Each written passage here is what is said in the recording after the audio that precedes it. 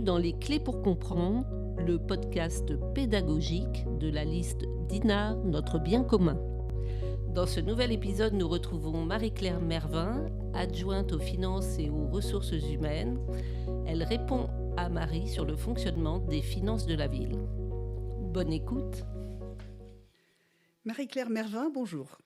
Pouvez-vous nous expliquer simplement comment est construit le budget d'une ville comme Dinard ? Une ville, c'est comme un foyer, mais en plus grand. Une collectivité territoriale, telle qu'une commune, c'est comme un gros ménage qui doit recevoir de l'argent, le dépenser et équilibrer ses comptes. Pas le droit d'être à découvert. On ne peut pas dépenser plus que ce que l'on a. D'où vient donc l'argent, les recettes ? Toujours comme un foyer, la collectivité a plusieurs sources de revenus. La plus importante, ce sont les recettes fiscales avec les impôts locaux, environ 75% des recettes. Principalement la taxe foncière et ensuite la taxe d'habitation sur les résidences secondaires. C'est un peu comme le salaire principal. Deuxième recette, les dotations de l'État, elles sont à peu près de 10%. C'est l'argent versé par l'État pour aider à fonctionner. C'est comme une aide familiale régulière. Troisième recette diverse que l'on appelle les produits des services, qui correspond aussi à 10%. On va retrouver la restauration scolaire, les loyers, les redevances, l'occupation du domaine communal, le stationnement ou encore les produits de la culture.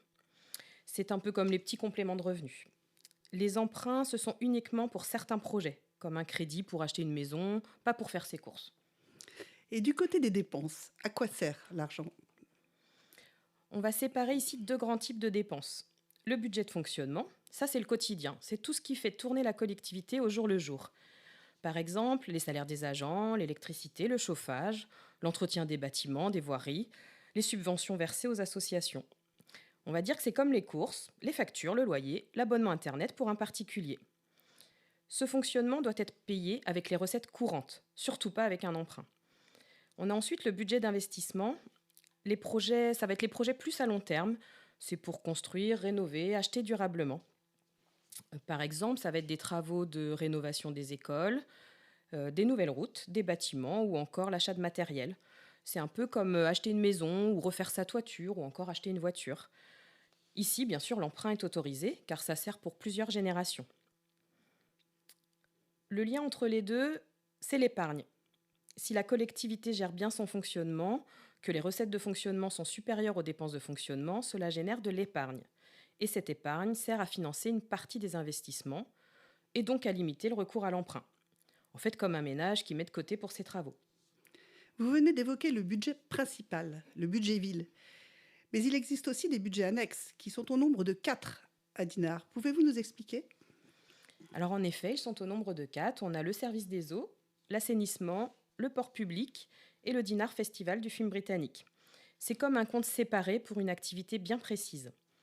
En fait, en résumé, une collectivité reçoit de l'argent, impôts, État, le dépense pour fonctionner chaque jour, épargne si possible et emprunte seulement pour construire ou améliorer des équipements durables.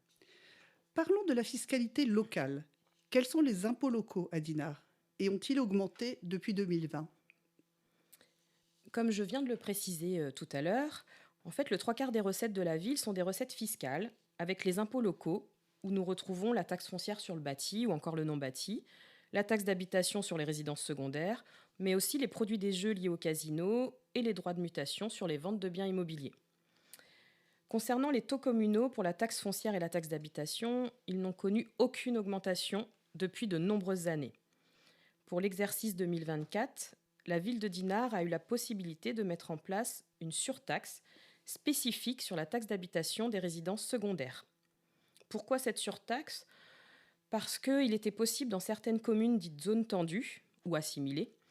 Ce sont des territoires où il y a beaucoup de demandes de logement mais peu d'offres, ce qui rend l'accès au logement difficile. Et en fait, on a fait comme nos communes voisines de la communauté de communes. On a appliqué le même taux et dès la première année. Et puis, il y a les tarifs du quotidien pour les Dinardais. Le prix de l'eau, la cantine, la billetterie, le stationnement, les places au port, les redevances liées aux usages. Comment ces tarifs sont-ils déterminés à Dinard et ont-ils augmenté ? Généralement, les tarifs de la ville sont examinés au moins 2 fois par an au conseil municipal, ceux en année civile et ceux en année scolaire. Bon, il peut bien sûr y avoir des cas particuliers, mais généralement, on suit la tendance de l'inflation. La masse salariale est régulièrement pointée du doigt à Dinard. Comment a-t-elle évolué ces dernières années ? et est-elle aujourd'hui maîtrisée? La masse salariale a augmenté chaque année.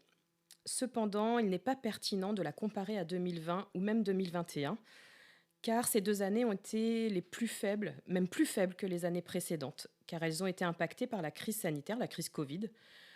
Lors de ces 2 années, de nombreux événements n'ont pas pu avoir lieu, et du coup, nous avons dû limiter les recours au remplacement, aux heures supplémentaires, voire même aux saisonniers. Si nous prenons plutôt en exemple l'année 2015 ou 2016, si on remonte 10 ans en arrière, la masse salariale était de 14,6 millions en 2016. Elle a donc augmenté de 2,4 millions en 10 ans, soit un taux d'environ 1,65% par an. Oui, nous terminons 2025 avec une masse salariale de 16 980 000. Ce chiffre peut sembler important, mais pour rappel, nos recettes de fonctionnement sont autour de 36 millions. Donc cette masse salariale représente 47% des recettes réelles de fonctionnement. En fait, depuis 5 ans, nous tenons entre 47 et 48%. Cette hausse en valeur, pouvez-vous l'expliquer? En fait, nous avons été confrontés à de nombreux facteurs extérieurs, notamment liés aux décisions de l'État, comme la hausse du point d'indice ou la hausse du taux de retraite. Ces seuls facteurs expliquent déjà la hausse de notre masse salariale sans même tenir compte des choix internes à la commune. À notre arrivée aux affaires, nous avons procédé à un audit sur l'organisation des services. Les observations de cet audit, et également celles de la Chambre régionale des comptes, étaient que la collectivité souffre depuis 2016 de fragilité et d'insuffisance organisationnelle. Le manque de cadres, les catégories A, a entraîné des difficultés dans l'organisation et le pilotage de certains services. Nous avons donc engagé une réorganisation en restructurant la pyramide hiérarchique. Cela implique en effet des salaires plus élevés, mais le nombre d'employés reste identique. Cette réorganisation était nécessaire également pour assumer tous les investissements prévus sur le mandat. On peut donc affirmer que cette masse salariale aurait pu diminuer sans ces facteurs extérieurs. Elle reste parfaitement suivie et maîtrisée. Vous venez d'évoquer les investissements sur le mandat. Et Dinard a effectivement beaucoup investi sur ce dernier mandat, avec notamment une accélération en fin de mandat. Certains s'interrogent sur ce rythme. Plus de 55 millions d'euros ont été investis en dépenses d'équipement sur le mandat, avec en effet une accélération sur les dernières années. C'est du jamais vu. Ce chiffre est beaucoup plus important que ceux des mandatures précédentes. Nous l'avions d'ailleurs annoncé dans notre programme en 2020.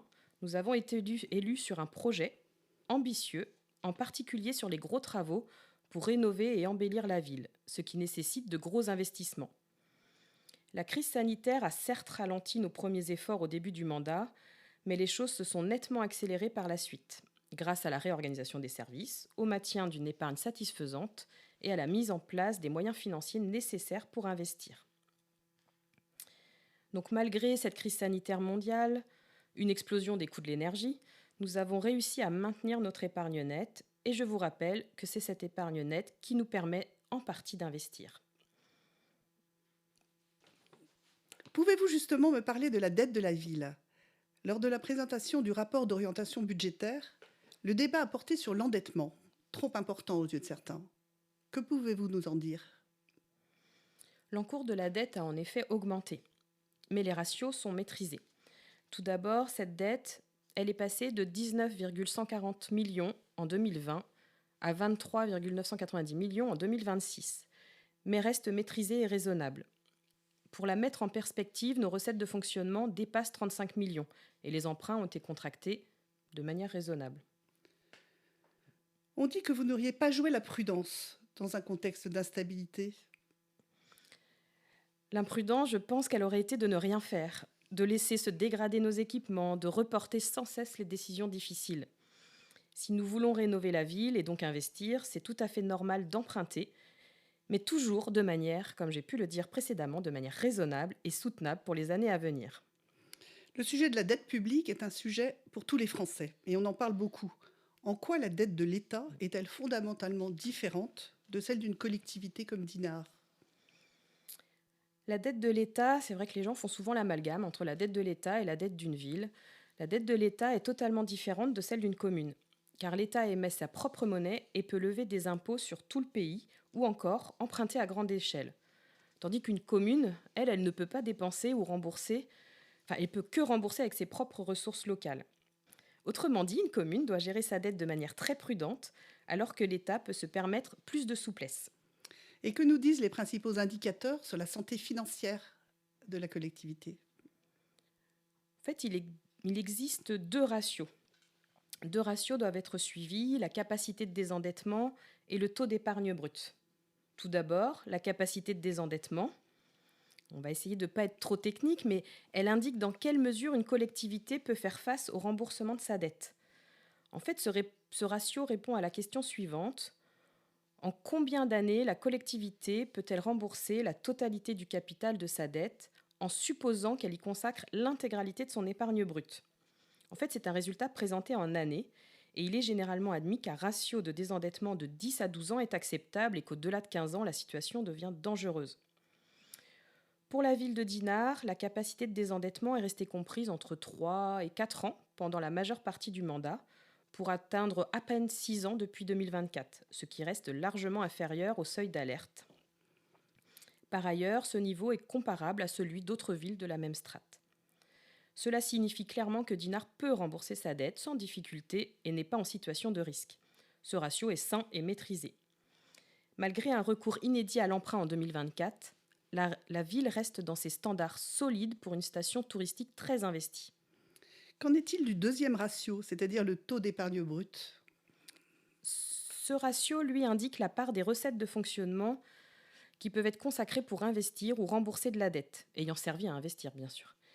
Il s'agit de la part des recettes de fonctionnement qui ne sont pas absorbées par les dépenses récurrentes de fonctionnement. Il est généralement admis un ratio entre 8 et 15%. Attention, ce ratio ne doit pas descendre en dessous de 8. Donc à Dinard, on a connu un taux de 15% entre 2020 et 2022, pour passer à 14 puis 13 sur la fin du mandat. Nous sommes donc sur une gestion prudente de la dette, et la collectivité est en très bonne santé financière. Elle peut rembourser sa dette, investir davantage, ou bien même absorber un aléa financier. Certains disent pourtant que la ville serait au bord de la faillite, qu'il existe une possible mise sous tutelle de Dinard. Est-ce un scénario crédible aujourd'hui? Avec tout ce que je viens de dire, je suis surprise de cette question. Sur le plan financier, une commune peut être surveillée ou placée sous tutelle si elle présente les situations suivantes.